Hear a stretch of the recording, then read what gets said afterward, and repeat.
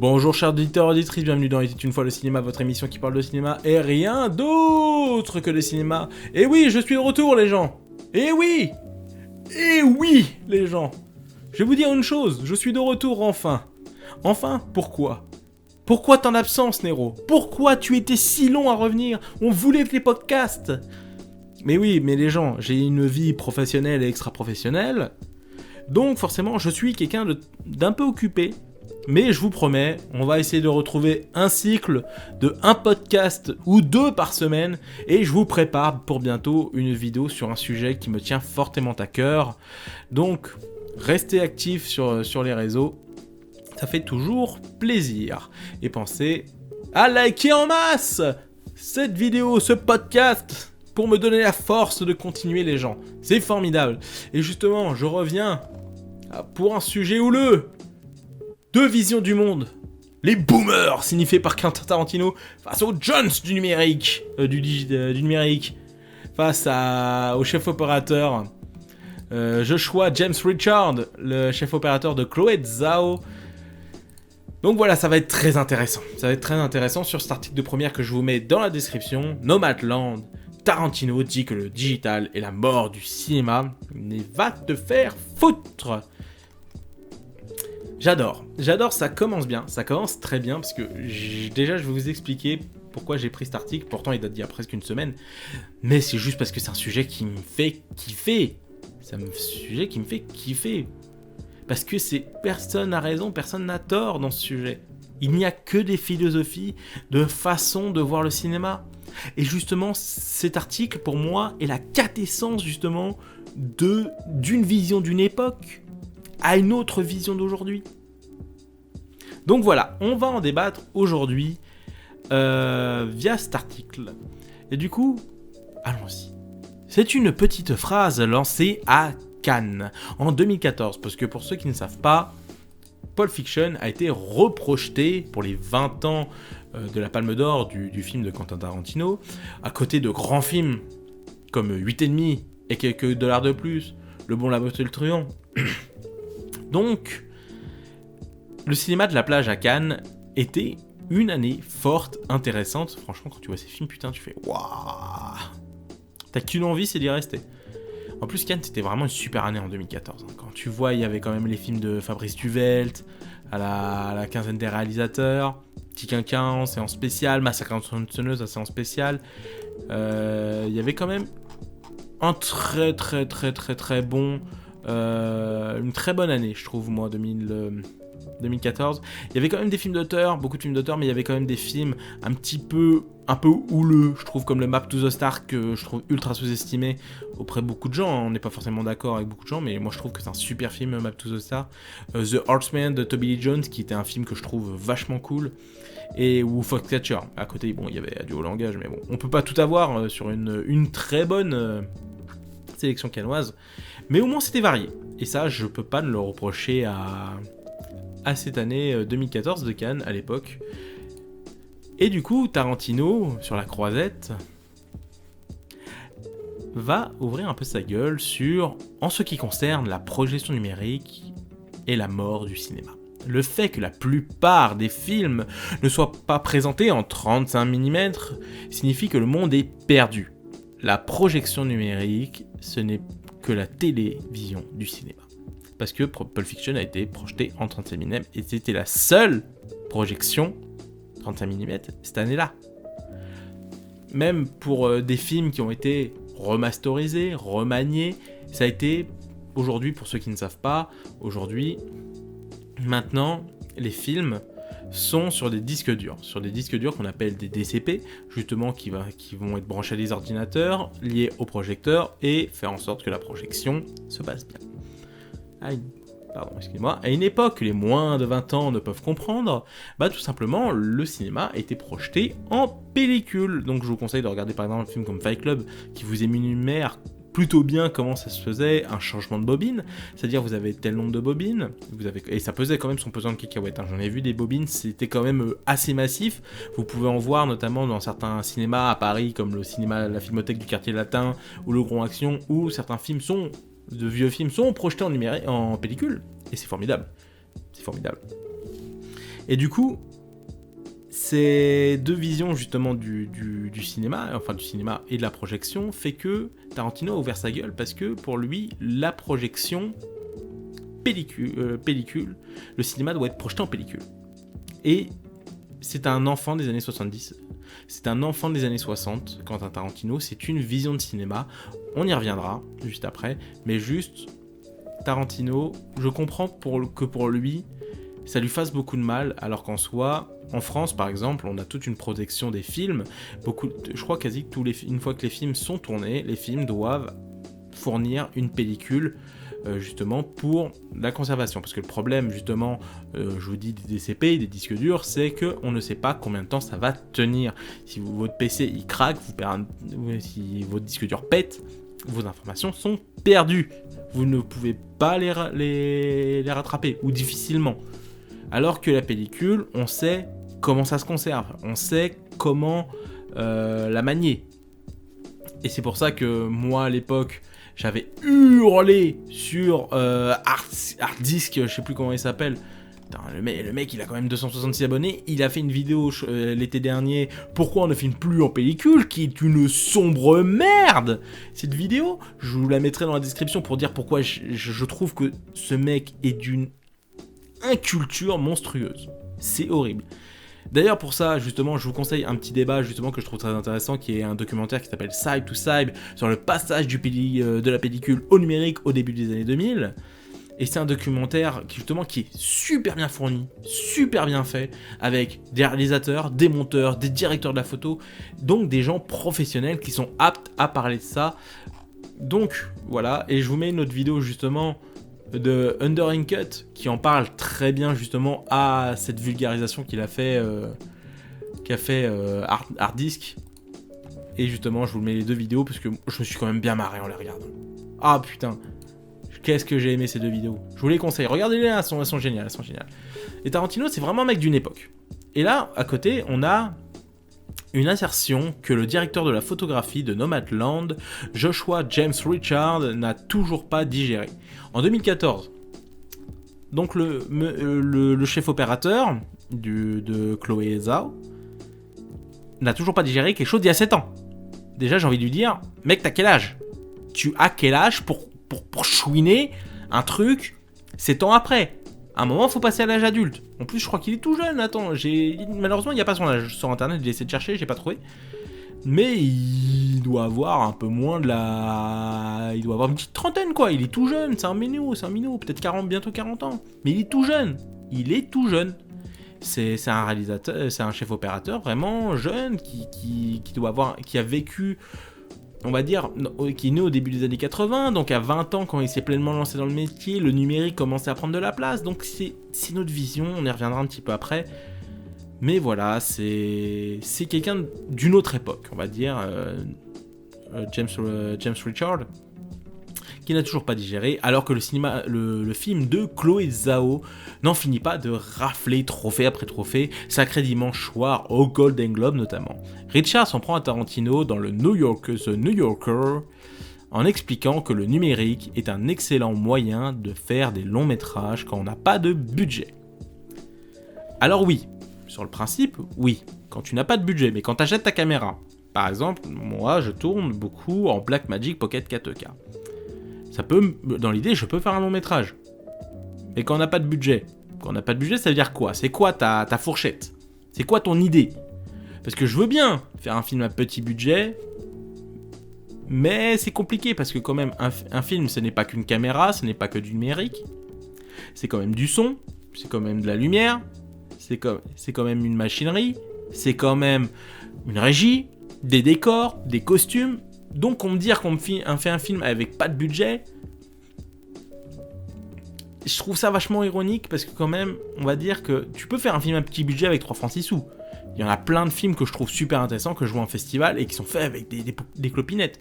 Mais ça, un dire avec pas de budget, il faut quand même des ressources minimum pour faire un film dans le confort et surtout un long métrage. Surtout si tu fais un long métrage où tu sais que tu vas devoir tourner vite, tu vas tourner de manière efficace. Donc c'est ça qui va faire que ton budget va être restreint. Quand tu vas être limité à, on va dire, 20-30 jours de tournage et que tu dois faire 1h30 de film. Certes, t'as pas de budget, mais parce que justement, ça t'oblige à aller vite. Et le numérique, justement, permet cette capacité, justement, de tourner vite et de tourner de manière efficace quand on n'a pas d'argent. Quitte à des fois faire des prises foireuses, mais j'y reviendrai un petit peu vers la fin de la vidéo pour justement mon avis dessus. Il faut dire que Nomadland est un road trip tourné en catimini avec un budget de 4-5 millions de dollars, qui est aux États-Unis ridicule. C'est un budget, on va dire, au niveau des Blumhouse, on va dire, qui sont des films d'horreur à petit budget, mais vraiment c'est des films à tout petit budget. Ça je peux pas lui reprocher, c'est vraiment des films peanuts. Après bon, il y a quand même une star pour l'aider. Porté par un casting d'acteurs non professionnels. Alors, d'acteurs professionnels peut-être tout autour, mais t'as quand même ton actrice principale qui est quand même Frances McDormand, qui est une actrice quand même bien récompensée. Il y a quand même quelques acteurs, voilà, quand même connus, parce que bon, faut quand même, tu peux pas faire un film sur que des inconnus. Par exemple, je pense qu'un film comme It Follows, par exemple, de David Robert Mitchell, est un film qui a coûté, je crois, $1 million, qui est encore moins que ça. Je dis peut-être une connerie, mais je crois que de mémoire, c'est $1 million, It Follows. C'était pas énorme, hein, c'est que dalle. Et quand tu vois les décors, tu fais, ah, c'est vraiment pas beaucoup de thunes. Et il y a aucun acteur connu. Après, quelques acteurs, justement, ont pu dériver après, derrière, sur certains films. Ils ont dû peut-être faire 1 ou 2 films avant, mais c'était pas connu. It Follows a permis à certains acteurs, justement, d'être connus derrière. Donc voilà, c'est que d'acteurs non professionnels, t'as quand même quelques acteurs professionnels. Tarantino dit que le cinéma est la mort, que le numérique est la mort du cinéma, mais va te faire foutre, mec. Chloé Zhao n'a pu obtenir aucun soutien, aucune aide financière. Bon, 4-5 millions de dollars quand même, faut les récolter, Coco, hein, excuse-moi, hein, car c'est une femme chinoise. Alors, femme chinoise, je veux bien que ce soit une femme chinoise. Elle est née en Chine, elle est née à Pékin, elle a 38 ans, elle a un très beau joli sourire.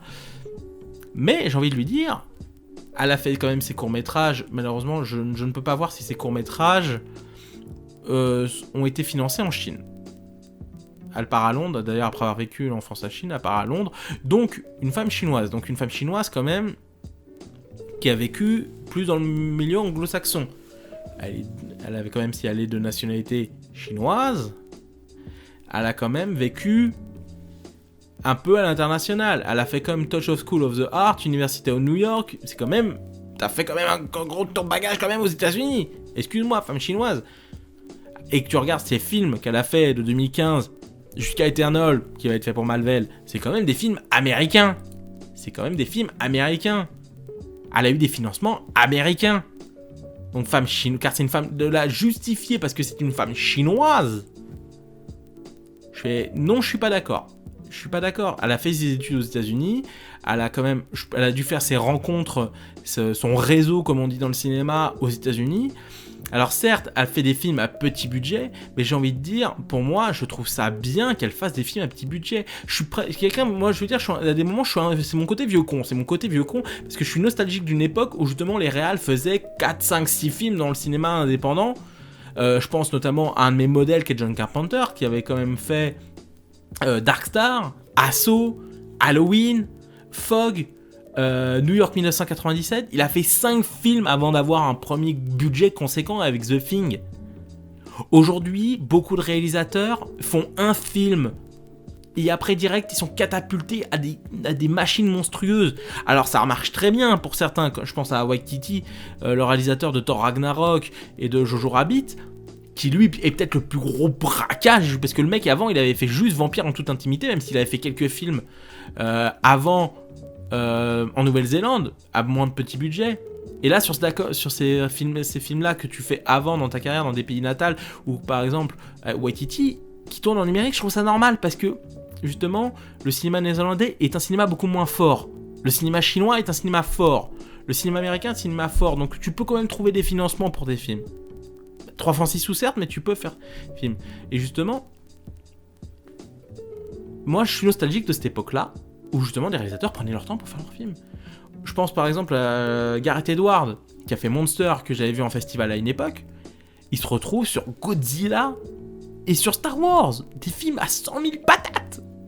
Mais prends ton temps, mec. Après, derrière, peut-être, il va faire d'autres films qui l'intéressent un peu plus. Mais clairement, je ne suis pas d'accord, monsieur, pas parce que c'est une femme chinoise, j'ai envie de te dire, pour tout le monde, c'est galère de faire un film. Faire un film, c'est un combat. C'est transpirer, c'est en chier. Que tu sois homme ou femme. Alors, et en plus, elle a montré ses preuves parce qu'elle a quand même fait des films dans l'indépendant et la preuve, Marvel va la chercher. Et il lui laisse la possibilité d'écrire le scénario et de le réaliser. Ce qui, je crois, par peut-être Waititi et James Gunn, personne ne le fait. Donc voilà. C'est pas vraiment un coup de gueule parce qu'il y a l'écart femme chinoise, c'est juste que je trouve que tout simplement, ça n'a pas de place dans le débat et que surtout, aucun soutien financier, t'as quand même 4-5 millions de dollars, quoi. Tu peux faire un film avec 4-5 millions de dollars. Moi, franchement, j'aimerais faire un film avec 4-5 millions de dollars. 4-5 millions d'euros en France, c'est un bon budget confortable pour faire un premier, deuxième film, troisième film même. Je pense à des gars comme Julien Moret et Alexandre Bustillo qui ont fait des films mais avec 1 million d'euros. Voire même un peu plus quand même, mais voilà pour certains films qu'ils ont fait. Mais ils t'ont fait des films avec 3 francs 6 sous. Et j'ai beaucoup de respect pour le travail qu'ils font. Donc franchement, j'ai envie de dire, l'argent, ça dépend ce que t'en fais. Ça dépend ce que t'en fais. Moi, beaucoup de films que j'aime sont faits avec 3 francs 6 sous. Et sans forcément de gros moyens. Et je respecte ça. Et justement, qu'on dise, non, ouais, j'ai pas d'argent. Excuse-moi, Richard. Mais Chloé, elle va avoir, je sais pas combien de millions de patates pour faire son prochain film. Donc voilà. Avec le numérique, nous pouvons faire nos films pour 100 000 $. 100 000 $, oui. Alors quand on n'a pas de budget, 100 000 $, c'est une fourchette pour commencer. Et encore, pour 100 000 $, t'adaptes ton budget à ton film.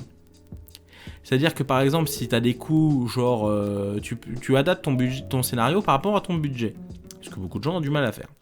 Parce que t'as des exigences, tu sais que t'as tant, donc tu peux faire ça. Et ça, c'est justement... Je trouve très intéressant de dire que tu peux faire des films avec 100 millions de $, mais il faut que tu t'adaptes aussi. Donc c'est là, je suis pas forcément d'accord. Et le faire à un niveau digne d'être projeté au cinéma. Alors là, justement, c'est pour ça que j'en venais à mon niveau de la vidéo par rapport à la pellicule. Enfin, la pellicule, au numérique. Le numérique, franchement, c'est un outil formidable. C'est un outil formidable parce que moi, en tant qu'indépendant et justement qui aime bien faire des courts-métrages, justement, j'ai ma Blackmagic 4K qui me permet de tourner quand même avec une très bonne qualité, jusqu'au 4K, voire même avoir du 2.8 anamorphique, ce qui est formidable quand j'aurai des objectifs anamorphiques parce que c'est pas le mal à la veille. Investissez. Regardez la vidéo 5000 fois pour que j'ai des objectifs anamorphiques, les gens. Fournissez-moi ça, les gens. Je rigole. Mais voilà, ça permet quand même de tourner quand même avec une bonne qualité d'image. Mais alors là, je vais leur dire là où je suis pas d'accord avec Richard, il n'y a pas de mauvais outils, il n'y a que des mauvais ouvriers. Et bah putain, depuis des nombres d'années de gens qui ont des Sony, des Blackmagic, des Canon, des caméras, on va dire numériques, et qui en font n'importe quoi. Mais qui en font n'importe quoi. Excuse-moi, il suffit de voir tous les courts-métrages, par exemple, qu'il y a eu sur le 48 heures, ou par exemple le 48 heures ou le Nikon Festival, pour voir que certains, mais putain, le cinéma, il y a une science de la technique, et malheureusement, je vois que beaucoup d'ouvriers ne l'ont pas. Tu peux faire ton film à 100 millions de patates, mais si la personne n'est pas compétente, ne sait pas quoi filmer, tu peux avoir 100 000 $, le mec, il saura pas comment faire. Alors que la pellicule, certes, c'était difficile d'accès, fallait plus de pognon. Et encore, je relativise, parce que bon, avec l'inflation, certains films, tu fais, bon, ils coûtent encore aujourd'hui pas si cher que ça. Mais tu fais, quand même, la pellicule, ça t'obligeait à penser ton film. Ça t'obligeait à penser ton film au millimètre près. Le cinéma se faisait au millimètre près. Tes acteurs, tu les faisais répéter. De ce pas-là à ce pas-là. Dialogue comme ça. L'époque, par exemple, des Billy Wilder, où justement, les plans étaient pensés pour la gestion, justement, des corps dans l'espace. Vous regardez ce film formidable, qui est certains aiment chaud, dans le déplacement des personnages. Les cadrages sont faits pour l'espace des corps. C'est pensé comme ça. Ils tournaient en pellicule, parce que justement, c'était à l'époque. Mais aussi, la pellicule, ça t'obligeait à penser ton film, de A à Z. Le storyboard. Et après, certains ont cassé les codes. Par exemple, je pense à Taxi Driver. Peut-être, j'ai oublié le titre du film, de Danny Hopper. Ah, excusez-moi, je fais une petite, on fait un petit break vite fait. Danny Hopper, puisque j'ai fait, là j'ai un trou dans la tête. Easy Rider, voilà, excusez-moi, je suis fatigué, c'est le matin, il est encore tôt.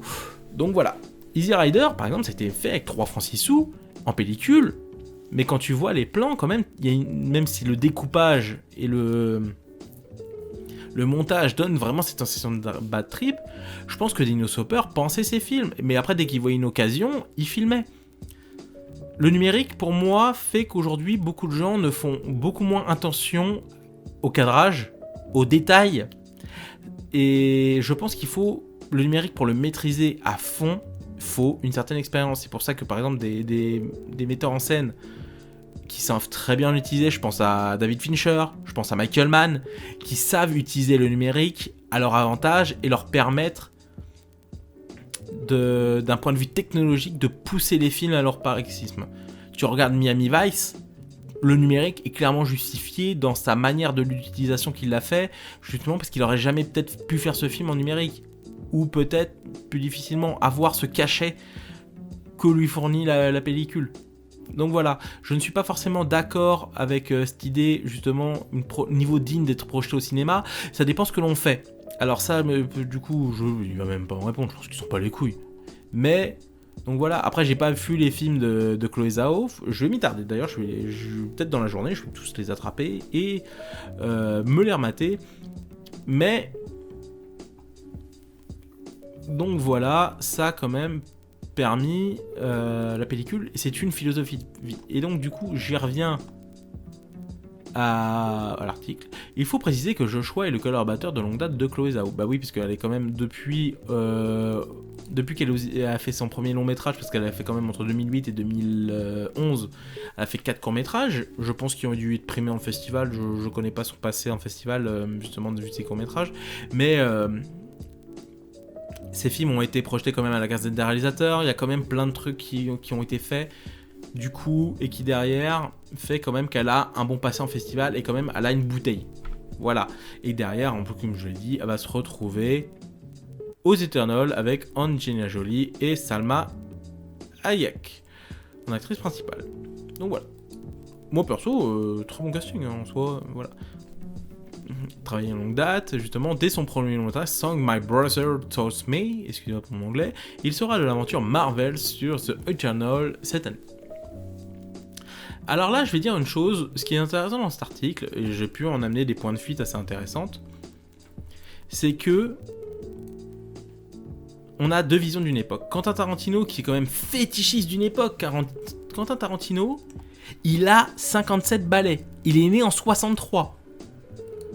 On va dire s'il a à peu près le même. On va dire que Richard, il a le même âge à peu près que Chloé Zhao, il a 38 ans. Il y a plus de 20 ans qui les séparent. 2 philosophies de vie. En 63, Tarantino, dans son adolescence, il voyait ses films de blaxploitation dans les quartiers à Los Angeles. Il allait voir des films en pellicule, il a développé un fétichisme de ça. Comme moi, par exemple, j'ai un certain fétichisme pour la VHS. La VHS, à l'époque, parce que c'est un objet de mon temps. Et je pense que Richard, certes, son idée est viable, son idée est même très intéressante sur comment dire, son idée est très intéressante dans l'idée que ça peut permettre une accessibilité à tous. Mais là où je suis pas d'accord, justement, c'est que ça peut permettre une accessibilité à tous, mais ça peut amener une accessibilité à n'importe quoi, à des gens qui ne savent pas maîtriser la mise en scène, qui ne prennent pas le temps justement de découper correctement leurs films. Et là, c'est en ça que je suis pas d'accord avec lui. Alors que Tarantino, c'est un mec vraiment fétichisme de la pellicule, mais quand tu vois les films de Tarantino, les plans sont maîtrisés au millimètre près. Chaque plan, justement, a une identité propre. Tu fais, mais c'est incroyable ce niveau de maîtrise. Et j'adore son chef opérateur, qui est vraiment à l'ancienne, qui bosse de cette façon. Et quand j'ai eu la chance, à une époque, d'aller voir les 8 salopards en 70 mm au Gaumont Champs-Élysées, c'était une projection exceptionnelle parce que ce fétichisme, ou encore à la Filmothèque du Quartier Latin, où j'ai pu aller voir des vieux films dans ces cinémas-là, que ce soit à Lyon, à Paris, à Bordeaux. Si vous avez des salles de quartier, allez voir des vieux films dans ces salles. Vous aimerez beaucoup plus les films. Moi, par exemple, je suis allé voir Était une fois la Révolution de Sergio Leone, justement, et du coup, en sortant de la salle, je vois que la porte de projection est ouverte, et du coup, il y a le projectionniste, voilà, je lui parle un peu, très sympa, et justement que moi j'aime la pellicule, je trouve ça super intéressant, justement, et que le film a ce cachet-là sur la projection, et j'aime ça. Ça va me dire que je manque des objectifs, que je suis pas assez du côté de Joshua. Si, parce que je suis d'accord avec lui sur le principe justement que ça permet une accessibilité à des gens. Et justement, à Chloé Zhao, justement, d'économiser peut-être... j'ai pas vu ses films, donc je peux pas avoir d'avis purement dessus. Mais ça permet d'économiser quand même certains coûts, mais c'est ça aussi justement d'économiser certains coûts, mais parce que c'est une idée de coût. Je vous conseille de vous diriger sur l'interview de Pascal Laugier sur Filmo TV, disponible sur YouTube, je la mettrai dans la description. Bah justement, c'est très intéressant parce que la pellicule justement, c'est le numérique est purement une idée de producteur aussi, parce que je pense que certains aimeraient bien tourner en pellicule à l'ancienne, mais les producteurs font que justement ça demande des coûts, que ça demande pas forcément le même temps de traitement, ça donne pas forcément la même gestion autour de la caméra, donc forcément beaucoup de gens disent que la pellicule c'est mort justement parce que ça demande du temps. On peut aujourd'hui avec le numérique justement avoir ces effets-là, mais je ne suis pas d'accord parce que quand vous allez voir comme l'année dernière, Adoration de Fabrice Duvelt, le 16 mm est de toute beauté, et là tu sens que c'est un vrai 16 mm. Tu sens que ce grain que tu pourrais choper à la petite cuillère est magique. Le numérique, quand tu mets une lutte aussi bonne qu'elle soit, tu sens que c'est du faux 16. Tu peux le sentir très vite. Mais voilà, c'est deux visions du monde totalement différentes. Tarantino qui a ce fétichisme, mais que justement qui veut le préserver. Et je peux le comprendre, même si aujourd'hui dans le monde mondialisé qu'on a, qui doit aller de plus en plus vite, bah la pellicule malheureusement ne sera pas exploitée ou très peu pour les projections. La majorité des gens, il suffit d'aller sur les sites des demandes des festivals, ils vont te demander un DCP. Ils vont pas te demander la pellicule, très rarement. Mais la pellicule justement est très importante justement pour la préservation des films. Parce que justement en France du moins on fait tout au maximum pour préserver les films, parce que la pellicule on sait combien de temps ça dure, on sait combien de temps ça peut se dégrader, on sait combien de temps ça peut survivre, combien de temps ça peut aller tenir dans le temps. Je me répète un peu mais voilà, vous avez compris l'idée. Par exemple c'est pour ça qu'on restaure des films, qu'on peut permettre à des films de réexister derrière, de leur redonner une nouvelle vie. Et moi je trouve ça formidable. Alors qu'un disque dur, il pète, c'est mort. Tu peux pas le récupérer. Tu sais pas combien de temps va dire de disque dur. Moi je stocke énormément de mes archives sur disque dur, mais ça me fait mal au cœur parce que je sais pas si un jour j'ai un problème de disque dur. Qu'est-ce qui va se passer? Comment je vais récupérer mes données? Ça peut être mort. Donc voilà. C'est deux visions différentes, mais que vous soyez d'un côté ou de l'autre, débattez dans les commentaires, ça peut être très intéressant. Moi je trouve vraiment que c'est un débat très intéressant aujourd'hui sur la pellicule qui, autant en objet filmique que de projection, a tout à fait son charme et pour moi doit continuer à exister. Après tu peux tourner, aujourd'hui ce qui peut se faire beaucoup aussi, c'est que tu tournes en numérique, en pellicule, et après tu manies tes rushs pour pouvoir travailler en digital, en numérique. C'est ce que fait beaucoup par exemple Sofia Coppola. Elle tourne beaucoup en pellicule, mais après derrière refait ses rushs, revoit ses rushs, revoit son montage purement en numérique. Et ces films sont projetés après en numérique. Je crois pour la plupart ils sont tous, je crois qu'ils sont quasi maintenant tous. Les films en pellicule sont tous envoyés après en numérique maintenant. Et je comprends que ça attriste, mais il faut le dire, Tarantino c'est un mec d'une époque. Et que Joshua Richard, aussi talentueux soit-il, doit respecter Tarantino et sa façon de penser. Lui dire va te faire foutre, je pense que c'est manquer de respect. Parce que tu peux juste te dire c'est une façon de penser, c'est un mec d'une autre époque et qui des fois ne peut pas comprendre forcément les problèmes qu'ont certains réalisateurs aujourd'hui. Donc forcément, je pense que Chloé Zhao, je vais rattraper ses films. Et sachez qu'une chose, j'ai juste une chose, dernière chose à je choix à James Richards, c'est que ce n'est pas l'argent qui fait un bon film, c'est les ouvriers qui font le talent. Et c'est pas les outils. Donc voilà, j'espère que cette critique de cet article vous aura plu. On est quand même parti sur 30 minutes de podcast. On se retrouve prochainement pour peut-être un film, peut-être une actualité. Donc on se tient au courant. Je vous dis donc à la prochaine les gens. Ciao.